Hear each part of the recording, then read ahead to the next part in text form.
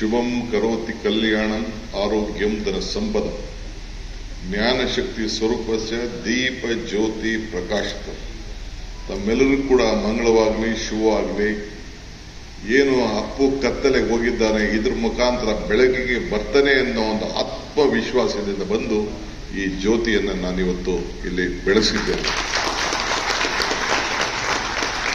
ನಾನು ಆಗಾಗ ಒಂದು ಮಾತು ಹೇಳ್ತಾ ಇರ್ತೀನಿ,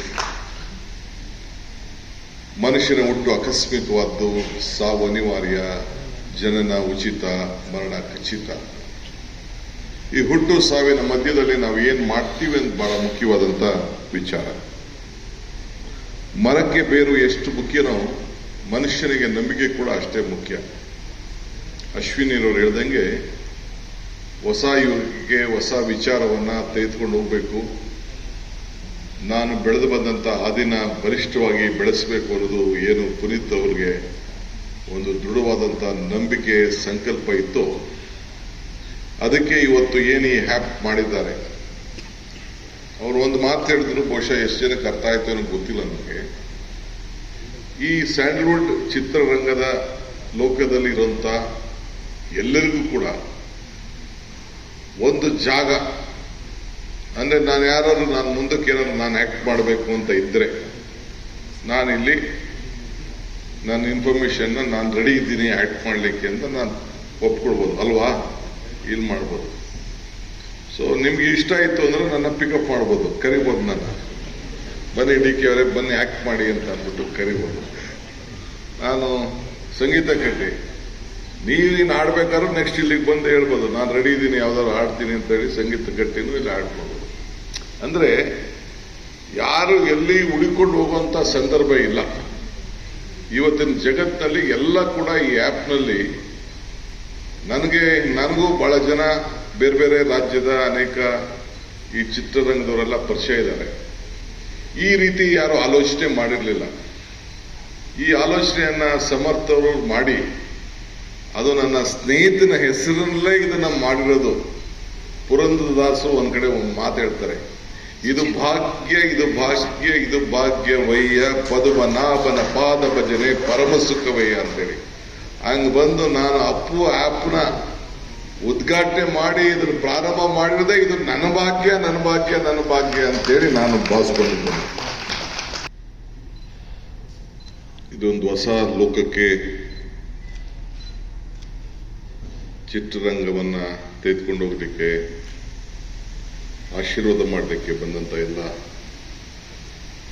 ಅವರೆಲ್ಲ ಬಂಧುಗಳೇ,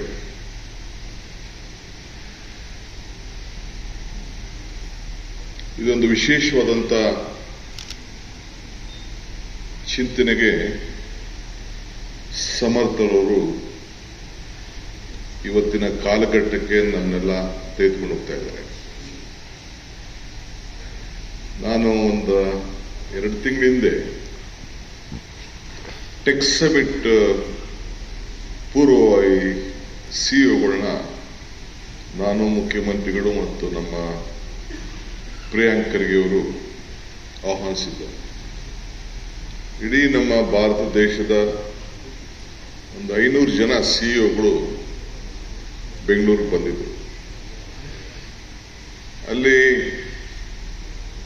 ಮಾತಾಡಬೇಕಾದ್ರೆ ಗೋಪಾಲ್ ಕೃಷ್ಣರವರು ನನ್ನ ಹತ್ರ ಈಗ ನವೆಂಬರ್ 10, 18, 19, 20 ಬೆಂಗಳೂರು ನಗರದಲ್ಲಿ ಒಂದು ದೊಡ್ಡ ಟೆಕ್ ಸಮಿಟ್ ಇದೆ. ಬಹುಶಃ ಅಮೆರಿಕ ಬಿಟ್ರೆ ಇಲ್ಲಿ ಅಂತ ಟೆಕ್ ಸಮಿಟ್ ಆಗ್ತಾ ಇದೆ.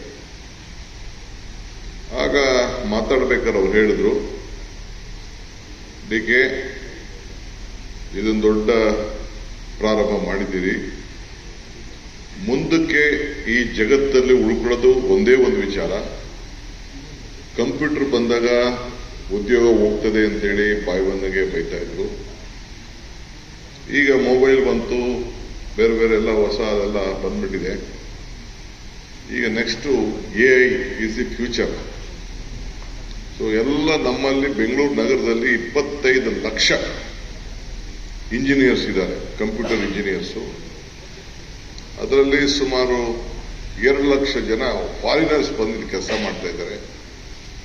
ಎಲ್ಲರೂ ಕೂಡ ಆಟೋಮೆಟಿಕ್ ಆಗಿ ಆರ್ಟಿಫಿಷಿಯಲ್ ಇಂಟೆಲಿಜೆನ್ಸ್ ಅಲ್ಲಿ ಕನ್ವರ್ಟ್ ಆಗಂತ ಒಂದು ಪರಿಸ್ಥಿತಿ ನಿರ್ಮಾಣ ಆಗ್ತಿದೆ ಅಂತೇಳಿ ನಮ್ಮ ಇನ್ಫೋಸಿಸ್ನ ಮುಖ್ಯಸ್ಥರಾಗಿದ್ದಂಥ ಕ್ರಿಸ್ ಗೋಪಾಲಕೃಷ್ಣರವರು ನನ್ನ ಹತ್ರ ಹಂಚಿಕೊಂಡ್ರು.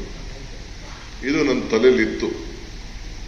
ಸಮರ್ಥ ಅವರವರು ಮತ್ತು ಅಶ್ವಿನಿ ಅವರು ಬಂದು ನನಗೆ ಈ ವಿಚಾರ ತಿಳಿಸಿದಾಗ ಬಹಳ ಸಂತೋಷದಿಂದ ತಕ್ಷಣ ನನಗೆ ಅಲ್ಲಿ ಕನೆಕ್ಟ್ ಆಯಿತು. ನೆಕ್ಸ್ಟ್ ನವೆಂಬರ್ 19ಕ್ಕೆ 20ಕ್ಕೆ 18ಕ್ಕೆ ಈ ಕಾರ್ಯಕ್ರಮ ಬೆಂಗಳೂರಲ್ಲಿ ಇಟ್ಕೊಂಡಿದ್ದೇವೆ. ಇವ್ರು ಹೇಳ್ತಾ ಇರೋದು ನೋಡಿದ್ರೆ ಇದರಲ್ಲೇನೋ ಅರ್ಥ ಇದೆ ಅಂತೇಳಿ ಎರಡನೇ ಮಾತಾಡದೆ ನಾನು ಬರ್ತೀನಿ ಅಂತ ಹೇಳಿ ಒಪ್ಕೊಂಡು ಒಳ್ಳೆ ರೀತಿಯಲ್ಲಿ ಈ ಒಂದು ಸಮಾಜಕ್ಕೆ ಒಂದು ದೊಡ್ಡ ಸ್ಯಾಂಡ್ಲ್ವುಡ್ಗೆಲ್ಲ ಕನ್ನಡ ಲೋಕಕ್ಕೆ ಒಂದು ಕೊಟ್ಟಿದ್ದಾರೆ. ಭಗವಂತ ಅವರು ಒಳ್ಳೇದು ಮಾಡಲಿ, ಇದನ್ನು ಅವರ ಹೆಸರು ಶಾಶ್ವತವಾಗಿ ಅಜಾಮರವಾಗಿ ಇರಲಿ ಅಂತೇಳಿ ಪ್ರಾರ್ಥಿಸಿ ನನ್ನ 2 ಚಿಕ್ಕ 4 ಮಾತನ್ನು ಮುಗಿಸ್ತೇನೆ. ನಮಸ್ಕಾರ.